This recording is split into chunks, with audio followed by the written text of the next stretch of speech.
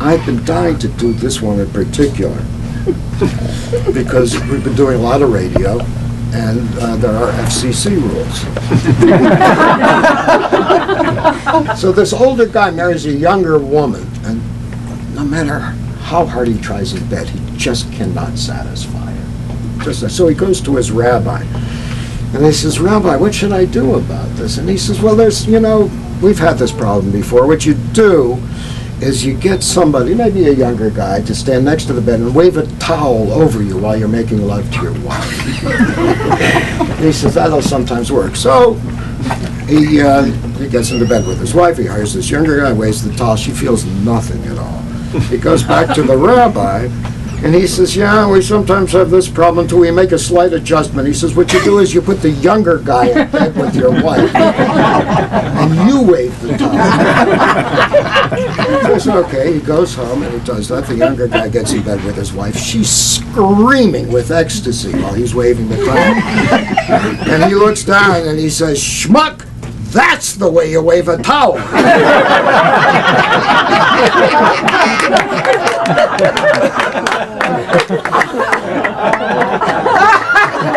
You understand why we didn't do this on radio?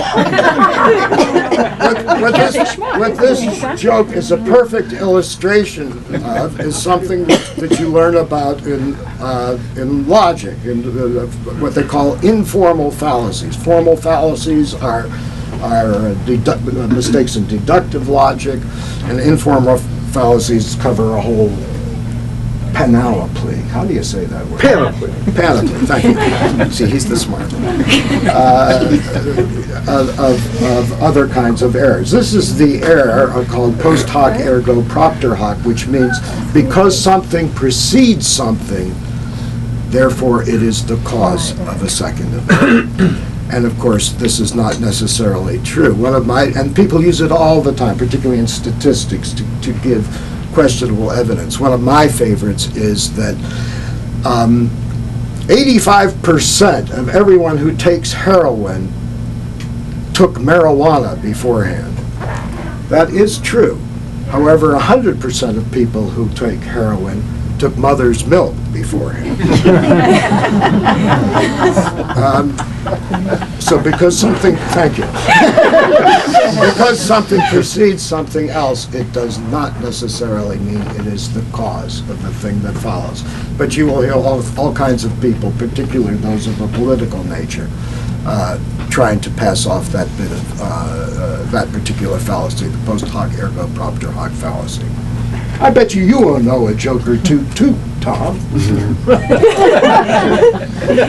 Well, actually, I do, Dan.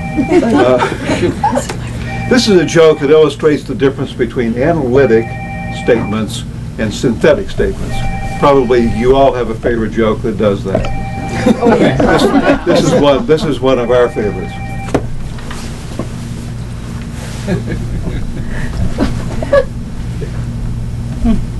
A man buys a made-to-order suit from his tailor.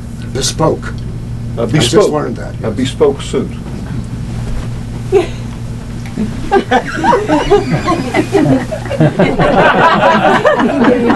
What do you think? This is made to order. It comes down too far here. Oh, not a problem. Here, put your arm up like that. Here, now take that arm. Perfect. Yeah, but now it rises up on my neck. Not a problem. Here, lean your head back. There you go. Okay, but Okay, you're all set. yeah, now it hangs too low in my waist there. Oh, okay. Lean your whole body forward. There you go. Perfect. Okay. See you later. This is the guy walking out of the shop. As he walks out onto the street, a couple of passers-by see him going by, and one of them says, "Oh my God, look at that poor crippled man, my heart goes out to him." The other one says, "Yeah, but his tailor's a genius, he could have..." Tell me, Tom, how does that illustrate the difference between Immanuel Kant's synthetic and analytic statements? I'm glad you asked. Kant said there are two kinds of statements. There are analytic statements and there are synthetic statements. Analytic statements are those that are true by definition. Okay? All horses are animals. Okay? It doesn't tell you anything about horses that you can't find out by looking up in a dictionary. You don't have to go count a bunch of horses to see if they're all animals. In fact, if you came across something that you thought was a horse and it wasn't an animal, it wasn't a horse. Right? So they're true by definition. Anything that isn't an analytic statement, Kant said, is what he called a synthetic statement. All horses, or some horses, are lame. You're not going to find that in the dictionary. You're going to have to go out and look at actual horses, see if any of them are lame. If you find some that are lame, you can say some horses are lame. Synthetic statement.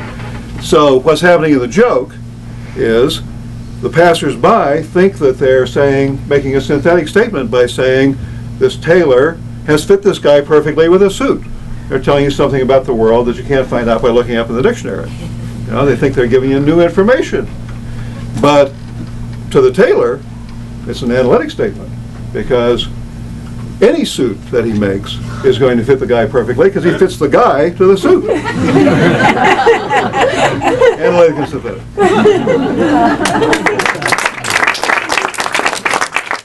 Aristotle said that there are essential characteristics, those are the things that make a thing what it is, okay?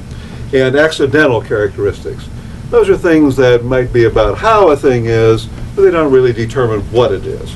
And the example he used was Socrates. He said it was part of the essence of Socrates that he was rational. If he wasn't rational, he wouldn't be Socrates. But it was only accidental that he was snub-nosed. Okay? He'd still be Socrates if he wasn't snub-nosed. Or to put it another way, take away Socrates' rationality, he's still Socrates. Give him a nose job and he's Socrates with a nose job. Right? So that's the difference between accidental and essential characteristics.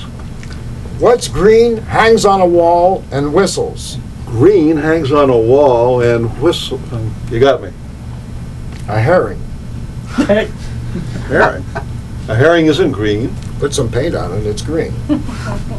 But a herring doesn't hang on the wall. Put a nail through it, it's on the wall. But a herring doesn't whistle. So it doesn't whistle. It's a very old Jewish joke, and, but it perfectly illustrates the difference between accidental and essential qualities of an object, in this case, a herring. Shall we do the APA version? You better do it yourself. It's too hard for me. Okay. I have to read it because it's a little hard for me too. Oh. This is Tell me what page it's on. Oh, okay. This is on begins at the bottom of page 12.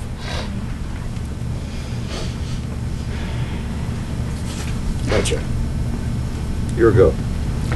What is the object X that has the properties of greenness, wall suspension, and whistling capability? I can't think of anything that fits that description. A herring. A herring doesn't have greenness. Not as an essential property, Sally.